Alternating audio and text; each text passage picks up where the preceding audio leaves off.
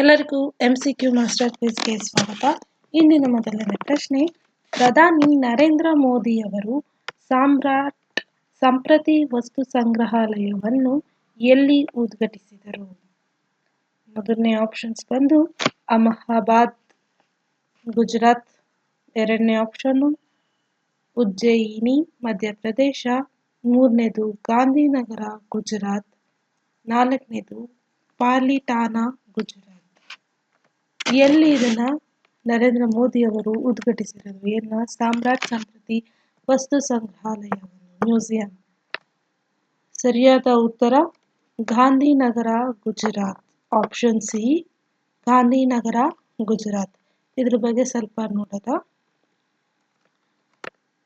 ಈ ಮ್ಯೂಸಿಯಂ ಯಾವತ್ತು ಉದ್ಘಾಟನೆ ಮಾಡಿತು ಅಂದ್ರೆ ಮಹಾವೀರ ಜಯಂತಿ ಇರೋಂಥ ದಿನ ಮಾರ್ಚ್ 31ನೇ ತಾರೀಕು ಉದ್ಘಾಟನೆ ಮಾಡಿದ್ದು. ಮಾರ್ಚ್ 31ನೇ ತಾರೀಕು ಮಹಾವೀರ್ ಜಯಂತಿ ಇತ್ತು.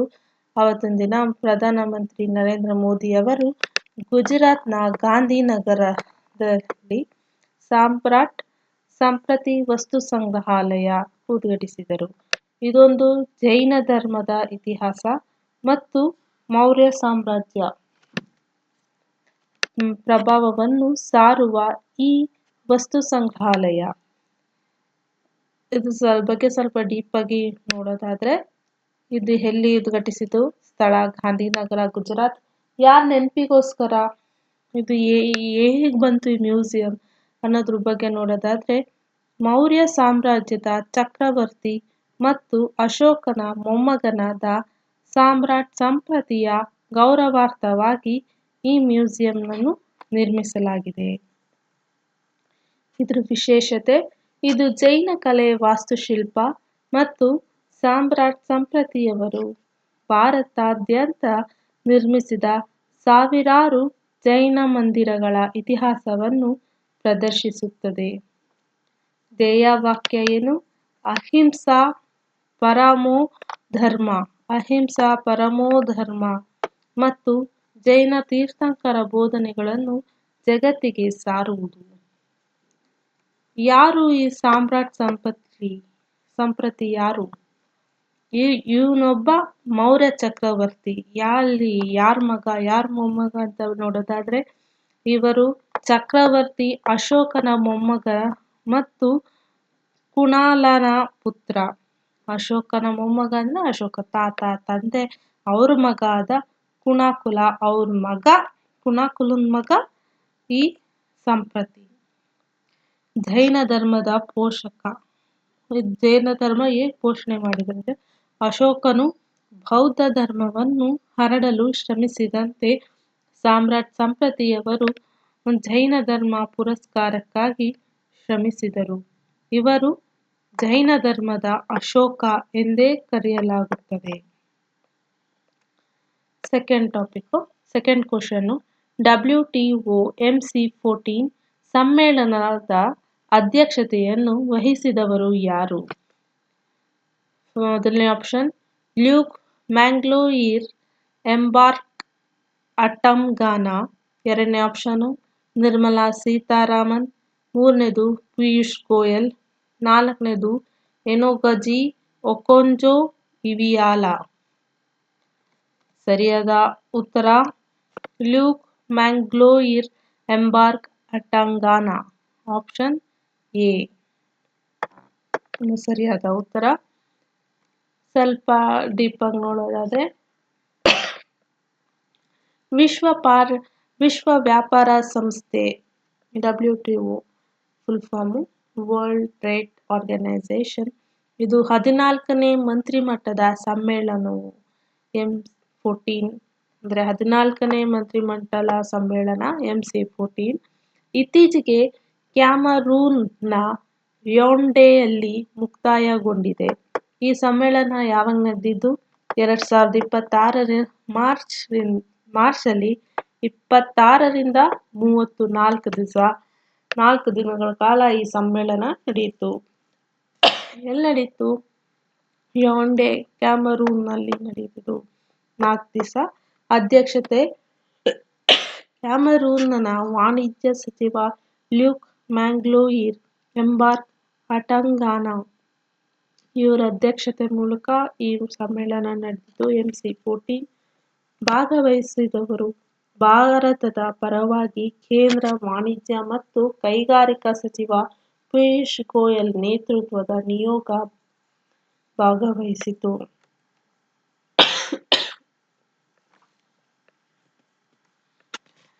ಪ್ರಮುಖ ನಿರ್ಧಾರಗಳು ಕೂಡ ಇದ್ರ ಬಗ್ಗೆ ಸ್ವಲ್ಪ ಚರ್ಚೆ ಎಲ್ಲ ನಡೆಸಿದ್ದಾರೆ. ಅದ್ರ ಬಗ್ಗೆ ಸ್ವಲ್ಪ ನೋಡೋದಾದ್ರೆ, ಇ ಕಾಮರ್ಸ್ ಮೊರಟೋರಿಯಂ ಬಗ್ಗೆ ನೋಡೋದಾದ್ರೆ, ಇದು ಡಿಜಿಟಲ್ ವಹಿವಾಟುಗಳ ಮೇಲೆ ಸುಂಕ ವಿಧಿಸದಂತೆ ತಡೆಯುವ ಇ ಕಾಮರ್ಸ್ ಮೊರಟೋರಿಯಂ ಈ ಸಮ್ಮೇಳನದಲ್ಲಿ ಅವಧಿ ಮುಗಿಯಿತು. ಬ್ರೆಜಿಲ್ ಮತ್ತು ಟರ್ಕಿಯಂತಹ ದೇಶಗಳು ಇದರ ವಿಸ್ತರಣೆಯನ್ನು ವಿರೋಧಿಸಿದವು. ಅಂದ್ರೆ ಸುಂಕ ಅಂದ್ರೆ ಟ್ಯಾಕ್ಸ್ನ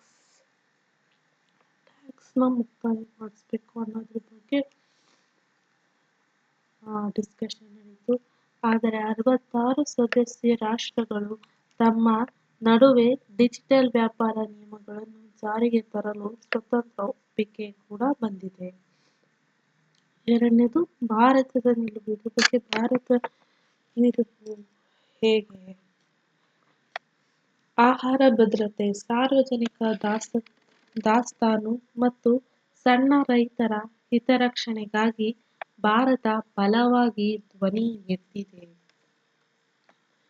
ಮೀನುಗಾರಿಕೆ ಸಬ್ಸಿಡಿ, ಅಭಿವೃದ್ಧಿಶೀಲ ರಾಷ್ಟ್ರಗಳ ಮೀನುಗಾರಿಕೆಗಾರರಿಗೆ ನೀಡುವ ಸಬ್ಸಿಡಿಗಳನ್ನು ರಕ್ಷಿಸಲು ಮತ್ತು ಸಮರ್ಥನೀಯ ಮೀನುಗಾರಿಕೆಯನ್ನು ಉತ್ತೇಜಿಸಲು ಚರ್ಚೆ ನಡೆಸಲಾಯಿತು. WTO ಸುಧಾರಣೆ, WTO ಒಪ್ಪಂದಗಳು ಸರ್ವಾನುಮತದಿಂದ ಕೂಡಿರಬೇಕು ಮತ್ತು ಯಾವುದೇ ದೇಶದ ಸಾರ್ವಭೌಮತ್ವಕ್ಕೆ ಧಕ್ಕೆ ಬರಬಾರದು ಎಂದು ಭಾರತ ಒತ್ತಿ ಹೇಳಿದೆ. ಇನ್ವೆಸ್ಟ್ಮೆಂಟ್ ಫೆಸಿಲಿಟೇಷನ್ ಅಂದ್ರೆ ಹೂಡಿಕೆ ಸುಗಮಗೊಳಿಸುವಿಕೆ. ಅಭಿವೃದ್ಧಿಗಾಗಿ ಹೂಡಿಕೆಯನ್ನು ಸುಗಮಗೊಳಿಸುವ ಒಪ್ಪಂದದ ಬಗ್ಗೆ ಹೆಚ್ಚಿನ ಚರ್ಚೆಗಳು ನಡೆದವು. ಇದನ್ನು ಅಭಿವೃದ್ಧಿಶೀಲ ರಾಷ್ಟ್ರಗಳ ಆರ್ಥಿಕ ಪ್ರಗತಿಗೆ ಪೂರಕವಾಗಿ ವಿನ್ಯಾಸಗೊಳಿಸಲು ಯೋಜಿಸಲಾಗಿದೆ. 2026ರ ಏಪ್ರಿಲ್ 1ರಿಂದ ಪ್ರಾರಂಭವಾಗಲಿರುವ ಜನಗಣತಿಯ ಮೊದಲ ಹಂತವನ್ನು ಏನೆಂದು ಕರೆಯಲಾಗುತ್ತದೆ? ಆಪ್ಷನ್ ಎ ಮನೆ ಪಟ್ಟಿ ಮತ್ತು ವಸತಿ ಗಣತಿ. ಎರಡನೇದು ಆಪ್ಷನ್ ರಾಷ್ಟ್ರೀಯ ಜನಸಂಖ್ಯಾ ನೋಂದಣಿ. ಮೂರನೇ ಆಪ್ಷನ್ ಜನಸಂಖ್ಯೆ ಎಣಿಕೆ. ನಾಲ್ಕನೇ ಆಪ್ಷನ್ ಡಿಜಿಟಲ್ ಡೇಟಾ ಸಂಗ್ರಹಣೆ. ಸರಿಯಾದ ಉತ್ತರ ಮನೆ ಪಟ್ಟಿ ಮತ್ತು ವಸತಿ ಗಣತಿ, ಆಪ್ಷನ್ ಎ. ಇದ್ರ ಬಗ್ಗೆ ಸ್ವಲ್ಪ ಡೀಪ್ ಆಗಿ ಡಿಸ್ಕಷನ್ ಮಾಡೋದ. ಭಾರತದ ಜನಗಣತಿ ಇತಿಹಾಸದಲ್ಲಿ ಒಂದು ಹೊಸ ಮೈಲಿಗಲ್ಲಾದ ಜನಗಣತಿ 2027 ಸೆನ್ಸಸ್ 2027 ಪ್ರಕ್ರಿಯೆಯು 2026ರ ಏಪ್ರಿಲ್ 1ರಿಂದ ಅಧಿಕೃತವಾಗಿ ಪ್ರಾರಂಭವಾಗಿದೆ. ಇದು ಭಾರತದ ಮೊದಲ ಸಂಪೂರ್ಣ ಡಿಜಿಟಲ್ ಜನಗಣತಿಯಾಗಿದೆ. ಜನಗಣತಿ 2027ರ ಪ್ರಮುಖ ಮುಖ್ಯ ಅಂಶಗಳು ಸರಣಿ. ಇದು ಭಾರತದ 16ನೇ ಜನಗಣತಿ ಮತ್ತು ಸ್ವಾತಂತ್ರ್ಯ ನಂತರದ 8ನೇ ಜನಗಣತಿ. ಡಿಜಿಟಲ್ ಕ್ರಾಂತಿ. ಈ ಬಾರಿ ಕಾಗದದ ರಹಿತವಾಗಿ ಮೊಬೈಲ್ ಆ್ಯಪ್ಗಳ ಮೂಲಕ ದತ್ತಾಂಶ ಸಂಗ್ರಹಿಸಲಾಗುತ್ತದೆ. ಸಾರ್ವಜನಿಕರಿಗೆ ಸ್ವಯಂ ಗಣತಿ ಎಂಬ ಹೊಸ ಆಯ್ಕೆಯನ್ನು ನೀಡಲಾಗಿದೆ. ಇದ್ರ ವೆಚ್ಚ ಬಂದು 11,718.24 ಕೋಟಿ ಇಷ್ಟು ವೆಚ್ಚ ಆಗಿದೆ ಇದಕ್ಕೆ. ನಾಯಕತ್ವ. ಭಾರತದ ರಿಜಿಸ್ಟ್ರಾರ್ ಜನರಲ್ ಮತ್ತು ಜನಗಣತಿ ಆಯುಕ್ತರಾದ ಮೃತ್ಯುಂಜಯ ಕುಮಾರ್ ನಾರಾಯಣ್ ಈ ಪ್ರಕ್ರಿಯೆ ವಹಿಸಿದ್ದಾರೆ. ಯಾರು? ಮೃತ್ಯುಂಜಯ್ ಕುಮಾರ್ ನಾರಾಯಣ್ ಅವರು ವಹಿಸಿದ್ದಾರೆ. ಆಮೇಲೆ ಸೆಕೆಂಡ್ ಫೇಸ್, ಅದು first phase. Second phase 2 phase ಇದೆ. ಫಸ್ಟ್ ಫೇಸು ಏನಂದ್ರೆ ಮನೆ ಪಟ್ಟಿ ಮತ್ತು ವಸತಿ ಗಣತಿ, house listing and house census ಪ್ರಾರಂಭ 2026ರ ಏಪ್ರಿಲ್ 1ರಿಂದ ಸೆಪ್ಟೆಂಬರ್ 2026ರವರೆಗೆ ನಡೀತದೆ. ಕರ್ನಾಟಕದಲ್ಲಿ ಹೇಗೆ ಅಂದರೆ, ಕರ್ನಾಟಕದಲ್ಲಿ ಏಪ್ರಿಲ್ 1ರಿಂದ ಏಪ್ರಿಲ್ 15ರವರೆಗೆ ಸ್ವಯಂ ಗಣತಿಗೆ ಅವಕಾಶವಿದೆ ವಿದ್ದು ಏಪ್ರಿಲ್ 16ರಿಂದ ಮೇ 15ರವರೆಗೆ ಮನೆ ಮನೆಗೆ ಭೇಟಿ ನೀಡುವ ಪ್ರಕ್ರಿಯೆ ನಡೆಯಲಿದೆ. ವಿವರಗಳು: ಈ ಹಂತದಲ್ಲಿ ಮನೆಯ ಪರಿಸ್ಥಿತಿ, ಸೌಲಭ್ಯಗಳು ಅಂದರೆ ನೀರು, ಶೌಚಾಲಯ, ಇಂಧನ ಇತ್ಯಾದಿ ಮತ್ತು ಆಸ್ತಿಗಳ ಬಗ್ಗೆ ಮಾಹಿತಿ ಸಂಗ್ರಹಿಸಲಾಗುತ್ತದೆ. ಇದೇ ಮೊದಲ ಬಾರಿಗೆ ಪ್ರತಿ ಕಟ್ಟಡಕ್ಕೆ ಜಿಯೋ ಟ್ಯಾಗಿಂಗ್ ಮತ್ತು ವಿಶಿಷ್ಟ ಗುರುತಿನ ಸಂಖ್ಯೆ ಕೂಡ ನೀಡಲಾಗುತ್ತದೆ. ಜಿಯೋ ಟ್ಯಾಗಿಂಗ್ ಅಂದರೆ ಕಟ್ಟಡಕ್ಕೆ ಜಿಯೋ ಸಂಖ್ಯೆ ಮತ್ತೆ ನೀಡಲಾಗುತ್ತದೆ ಅಂತ. ಜಿಯೋ ಟ್ಯಾಗಿಂಗ್ ಏನೋ ನಂಬರನ್ನು ಕೊಡ್ತಾರೆ. ಹಂತ 2 ಜನಸಂಖ್ಯೆ ಎಣಿಕೆ, ಪಾಪ್ಯುಲೇಷನ್ ಎನ್ಯುಮರೇಷನ್. ಸಮಯ ಫೆಬ್ರವರಿ 2027ರಲ್ಲಿ ಇದು ನಡೆಯುತ್ತದೆ. ವಿವರ: ಈ ಹಂತದಲ್ಲಿ ವ್ಯಕ್ತಿಗಳ ವಯಸ್ಸು, ಲಿಂಗ, ಶಿಕ್ಷಣ, ಉದ್ಯೋಗ, ವಲಸೆ ಮತ್ತು ಫಲವತ್ತತೆಯ ಬಗ್ಗೆ ಮಾಹಿತಿ ಪಡೆಯಲಾಗುತ್ತದೆ. ಕ್ಯಾಸ್ಟ್ ಸೆನ್ಸಸ್ 1931ರ ನಂತರ ಮೊದಲ ಬಾರಿಗೆ ಈ ಹಂತದಲ್ಲಿ ಸಮಗ್ರ ಜಾತಿವಾರು ಎಣಿಕೆಯನ್ನು ಸೇರಿಸಲಾಗಿದೆ ಎಂದು ವಿಶೇಷ. ಜನಗಣತಿಯು ಭಾರತದ ಸಂವಿಧಾನ 7 ಅನುಸೂಚಿ ಅಂದರೆ ಶೆಡ್ಯೂಲ್ 7ನಲ್ಲಿ ಈ ಕೇಂದ್ರ ಪಟ್ಟಿಗೆ ಯೂನಿಯನ್ ಲಿಸ್ಟ್ ಇದರಲ್ಲಿ ಸೇರುತ್ತೆ. ಕಾನ್ಸ್ಟಿಟ್ಯೂಷನಲ್ಲಿ ಯೂನಿಯನ್ ಲಿಸ್ಟ್ ಪಟ್ಟಿಗೆ ಸೇರುತ್ತೆ. ಅದರಲ್ಲಿ ಶೆಡ್ಯೂಲ್ಸ್ ತಗೊಂಡ್ರೆ ಶೆಡ್ಯೂಲ್ 7 ಶೆಡ್ಯೂಲು ಇದಕ್ಕೆ ಜನಗಣತಿ ಬಗ್ಗೆ ಸೇರುತ್ತೆ. ನೆಕ್ಸ್ಟ್ ಕ್ವಶನ್: ಇತ್ತೀಚೆಗೆ GRSC ಸಂಸ್ಥೆಯು ಭಾರತೀಯ ನೌಕಾಪಡೆಗೆ ಹಸ್ತಾಂತರಿಸಿದ ಸಂಶೋಧಕ ಯಾವ ವರ್ಗದ ಹಡಗು? ಆಪ್ಷನ್ ಎ ಸ್ಟೆಲ್ತಿ ಫ್ರಿಗೇಟ್, ಸಮೀಕ್ಷಾ ಹಡಗುಗಳು. 3ನೇದು ವಿಮಾನ ವಾಹಕ ನೌಕೆ. 4ನೇದು ಜಲಾಂತರ್ಗಾಮಿ. ಸರಿಯಾದ ಉತ್ತರ ಸಮೀಕ್ಷಾ ಹಡಗು, ಆಪ್ಷನ್ ಬಿ. ಇದ್ರ ಬಗ್ಗೆ ನೋಡೋದಾದ್ರೆ, ಕೋಲ್ಕತ್ತಾದ ಗಾರ್ಡನ್ ರಿಚ್ ಶಿಪ್ ಯಾರ್ಡ್ ಮತ್ತು ಇಂಜಿನಿಯರ್ಸ್ ಸಂಸ್ಥೆಯು ಒಂದೇ ದಿನದಲ್ಲಿ 3 ಪ್ರಮುಖ ಯುದ್ಧ ನೌಕೆಗಳನ್ನು ಭಾರತೀಯ ನೌಕಾಪಡೆಗೆ ಹಸ್ತಾಂತರಿಸುವ ಮೂಲಕ ಐತಿಹಾಸಿಕ ಸಾಧನೆ ಮಾಡಿದೆ.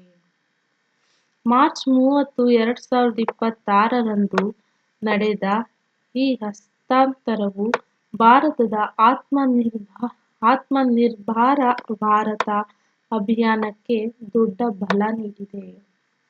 ಕೀ ಪಾಯಿಂಟ್ಸ್: GRSC ಹಸ್ತಾಂತರಿಸಿದ 3 ಯುದ್ಧ ನೌಕೆಗಳು.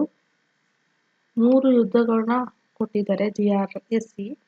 GRSC ಸಂಸ್ಥೆಯು ಈವರೆಗೂ ಒಟ್ಟು 118 ನೌಕೆಗಳನ್ನು ನಿರ್ಮಿಸಿದ್ದು, ಅದರಲ್ಲಿ 70 ನೌಕೆಗಳನ್ನು ಭಾರತೀಯ ನೌಕಾಪಡೆಗೆ ನೀಡಿದೆ. ಈಗ ಹಸ್ತಾಂತರಿಸಲಾದ 3 ನೌಕೆಗಳ ವಿವರ ಇಲ್ಲಿ ಇದ್ರ ಬಗ್ಗೆ ನೋಡೋದ. ಮೊದಲನೇದು ದುನಗಿರಿ ಯಾರ್ಡ್ 2023 ಯೋಜನೆ. ಇದು ಪ್ರಾಜೆಕ್ಟ್ 17A ಅಡಿಯಲ್ಲಿ ನಿರ್ಮಿಸಲಾದ 5ನೇ ಸ್ಟೆಲ್ತ್ ಫ್ರಿಗೇಟ್ ಮತ್ತು GRSC ನಿರ್ಮಿಸಿದ 2ನೇ ನೌಕೆಯಾಗಿದೆ. ವೈಶಿಷ್ಟ್ಯ: ಇದು ಸುಧಾರಿತ ಶಸ್ತ್ರಾಸ್ತ್ರಗಳು, ಸೆನ್ಸರ್ಗಳು ಮತ್ತು ಪ್ಲಾಟ್ಫಾರ್ಮ್ ನಿರ್ವಹಣಾ ವ್ಯವಸ್ಥೆಯನ್ನು ಕೂಡ ಹೊಂದಿದೆ. ಸ್ವದೇಶಿ ಅಂಶ: ಇದರಲ್ಲಿ 75ರಷ್ಟು ಸ್ವದೇಶಿ ವಸ್ತುಗಳನ್ನು ಬಳಸಲಾಗಿದೆ. ಇದು ಬ್ರಹ್ಮೋಸ್ ಕ್ಷಿಪಣಿಗಳನ್ನು ಹೊತ್ತೊಯ್ಯುವ ಸಾಮರ್ಥ್ಯ ಹೊಂದಿದೆ. ಸಂಶೋಧಕ ಯಾರ್ಡ್ 3024 ಇದು 2ನೇದು ಯೋಜನೆ. ಇದು ಸರ್ವೆ ವೆಸಲ್ ಲಾರ್ಜ್ SVL ಯೋಜನೆಯಡಿ ನಿರ್ಮಿಸಲಾದ 4ನೇ ಮತ್ತು ಅಂತಿಮ ಹಡಗು. ಉದ್ದೇಶ: ಇದು ಸಮುದ್ರದ ಆಳದ ಸರ್ವೆ ಮಾಡಲು ಮತ್ತು ಬಂದರುಗಳ ದತ್ತಾಂಶಗಳ ಸಂಗ್ರಹಿಸಲು ಬಳಕೆಯಾಗುತ್ತದೆ. ಸಾಮರ್ಥ್ಯ: ಇದು ಸಾಗರಶಾಸ್ತ್ರದ ದತ್ತಾಂಶ ಸಂಗ್ರಹಣೆ ಮತ್ತು ರಕ್ಷಣಾ ಕಾರ್ಯಾಚರಣೆಗಳಿಗೆ ಸಹಕಾರಿಯಾಗಿದೆ. 3ನೇದು ಆಗ್ರೈ ಯೋಜನೆ. ಇದು ASWSWC anti submarine warfare shallow water craft ಯೋಜನೆಯಡಿ ನಿರ್ಮಿಸಲಾದ 4ನೇ ನೌಕೆಯಾಗಿದೆ. ಉದ್ದೇಶ: ಕರಾವಳಿ ತೀರದ ಕಡಿಮೆ ಆಳದ ನೀರಿನಲ್ಲಿ ಶತ್ರು ಜಲಾಂತರ್ಗಾಮಿಗಳನ್ನು ಪತ್ತೆಹಚ್ಚಲು ಮತ್ತು ನಾಶಪಡಿಸಲು ಇದನ್ನು ವಿನ್ಯಾಸಗೊಳಿಸಲಾಗಿದೆ. ತಂತ್ರಜ್ಞಾನ: ಇದು ಅತ್ಯಾಧುನಿಕ ಸೋನಾರ್ ವ್ಯವಸ್ಥೆ ಮತ್ತು ಟಾರ್ಪಿಡೋ ಲಾಂಚರ್ಗಳನ್ನು ಹೊಂದಿದೆ.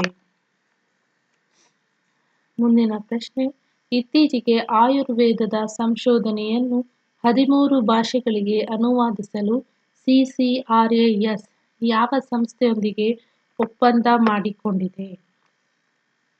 ಮೊದಲನೇ ಆಪ್ಷನ್ ಗೂಗಲ್ AI, ಎರಡನೇದು ಆಪ್ಷನ್ ಅನುವಾದಿನಿ AI, ಮೂರನೇ ಆಪ್ಷನ್ ChatGPT, ನಾಲ್ಕನೇ ಆಪ್ಷನ್ ಮೈಕ್ರೋಸಾಫ್ಟ್ ಇಂಡಿಯಾ. ಸರಿಯಾದ ಉತ್ತರ ಅನುವಾದಿನಿ AI, ಆಪ್ಷನ್ ಬಿ. ಇದ್ರ ಬಗ್ಗೆ ಸ್ವಲ್ಪ ನೋಡೋದ. ಆಯುರ್ವೇದದ ಸಂಶೋಧನೆಯನ್ನು 13 ಪ್ರಾದೇಶಿಕ ಭಾಷೆಗಳಿಗೆ ಅನುವಾದಿಸಲು CCRAS ಮತ್ತು ಅನುವಾದಿನಿ AI ನಡುವೆ ನಡೆದಿರುವ ಒಪ್ಪಂದದ ಪ್ರಮುಖ ಅಂಶಗಳು ಇಲ್ಲಿವೆ. ಮಾರ್ಚ್ 30, 2026ರಂದು ಆಯುರ್ವೇದ ಸಂಶೋಧನಾ ಫಲಿತಾಂಶಗಳನ್ನು ಸಾಮಾನ್ಯ ಜನರಿಗೂ ತಲುಪಿಸುವ ಉದ್ದೇಶದಿಂದ ಈ ಮಹತ್ವದ ಒಪ್ಪಂದಕ್ಕೆ ಸಹಿ ಹಾಕಲಾಗಿದೆ. ಸಂಸ್ಥೆಗಳು: ಕೇಂದ್ರ ಆಯುರ್ವೇದ ವಿಜ್ಞಾನ ಸಂಶೋಧನಾ ಮಂಡಳಿ CCRAS ಮತ್ತು ಅನುವಾದಿನಿ AI. ಉದ್ದೇಶ: ಆಯುರ್ವೇದದ ವೈಜ್ಞಾನಿಕ ಸಂಶೋಧನೆಗಳು, ನಿಯತಕಾಲಿಕೆಗಳು ಮತ್ತು ಶೈಕ್ಷಣಿಕ ಸಾಮಗ್ರಿಗಳನ್ನು ಭಾರತದ 13 ಪ್ರಾದೇಶಿಕ ಭಾಷೆಗಳಿಗೆ ಅನುವಾದಿಸುವುದು. ಉದ್ದೇಶ: ಆಯುರ್ವೇದದ ವೈಜ್ಞಾನಿಕ ಸಂಶೋಧನೆಗಳು, ನಿಯತಕಾಲಿಕೆಗಳು ಮತ್ತು ಶೈಕ್ಷಣಿಕ ಸಾಮಗ್ರಿಗಳನ್ನು ಭಾರತದ 13 ಪ್ರಾದೇಶಿಕ ಭಾಷೆಗಳಿಗೆ ಕನ್ನಡ ಭಾಷೆ ಕೂಡ ಅದರಲ್ಲಿ ಇನ್ಕ್ಲೂಡ್ ಆಗಿದೆ, ಅದನ್ನು ಟ್ರಾನ್ಸ್ಲೇಟ್ ಮಾಡ್ತಾರೆ. ತಂತ್ರಜ್ಞಾನ: ಅನುವಾದಿನಿ ಎಂಬುದು ಕೃತಕ ಬುದ್ಧಿಮತ್ತೆ ಆಧಾರಿತ ಧ್ವನಿಯಿಂದ ಧ್ವನಿಗೆ ಮತ್ತು ಪಠ್ಯ ಅನುವಾದ ಮಾಡುವ ವೇದಿಕೆಯಾಗಿದ್ದು, ಇದನ್ನು ಶಿಕ್ಷಣ ಸಚಿವಾಲಯದ ಅಡಿಯಲ್ಲಿನ AICTC ಅಭಿವೃದ್ಧಿಪಡಿಸಿದೆ. Next question: energy statistics India 2026 ಇದು ಈ ವರದಿಯ ಎಷ್ಟನೆಯ ಆವೃತ್ತಿಯಾಗಿದೆ? ಮೊದಲನೇ ಆಪ್ಷನ್ 25ನೇ, ಎರಡನೇ ಆಪ್ಷನ್ 30ನೇ, ಮೂರನೇದು ಆಪ್ಷನ್ 33, ನಾಲ್ಕನೇ ಆಪ್ಷನ್ 35.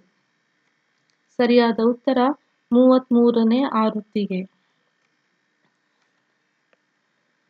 ಇದ್ರ ಬಗ್ಗೆ ಸ್ವಲ್ಪ ಡೀಪ್ ಆಗಿ ನೋಡೋದಾದ್ರೆ, ಕೇಂದ್ರ ಸಾಂಖ್ಯಿಕ ಮತ್ತು ಕಾರ್ಯಕ್ರಮ ಅನುಷ್ಠಾನ ಸಚಿವಾಲಯದ ಅಡಿಯ ರಾಷ್ಟ್ರೀಯ ಸಾಂಖ್ಯಿಕ ಕಚೇರಿಯು ಎನರ್ಜಿ ಸ್ಟ್ಯಾಟಿಸ್ಟಿಕ್ಸ್ ಇಂಡಿಯಾ 2026 ವರದಿಯನ್ನು ಬಿಡುಗಡೆ ಮಾಡಿದೆ.